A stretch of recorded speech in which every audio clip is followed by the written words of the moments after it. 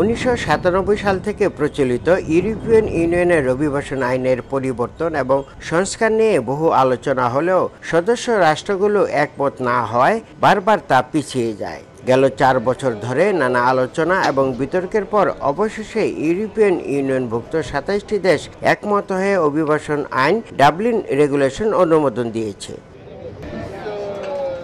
এর আগে সমুদ্রপথে আসা অবৈধ অভিবাসীদের আশ্রয় দেবার ক্ষেত্রে প্রধান দেশ ইতালি এবং গ্রিস একমত হতে ব্যর্থ হওয়ায় আইনটি সংশোধন করা যায়নি। আশ্রয় প্রার্থীদের বিষয়ে নতুন আইন পাশের পর ইতালি প্রবাসী বাংলাদেশিদের মধ্যে দেখা দিয়েছে মিশ্র প্রতিক্রিয়া। ইউরোপিয়ান ইউনিয়ন আশ্রয়প্রার্থীদের জন্য কঠিন আইন তৈরি করেছে। আপনাদের একটা কথাই বলবো, যারা প্রবাসী আছেন, যে দয়া করে কোনো অপরাধের সাথে সংযুক্ত হবেন না। তারা যে চিন্তা করে আজকে ইউরোপে সহজ থেকে সহজতর করছে, সেটা হচ্ছে যে যাতে করে মানুষ সমুদ্র পথে না আসে। নতুন আইনে বলা হয়েছে 12 সপ্তাহের মধ্যে আশ্রয় প্রার্থীদের আবেদন নিষ্পত্তি করতে হবে। তবে যেসব দেশের আশ্রয় প্রার্থীর সংখ্যা 20% কম, সেই সব দেশের নাগরিকদের আবেদন বিবেচনা করা হতে পারে। ইতালির রোম থেকে হাসান মাহমুদ, সময় সংবাদ।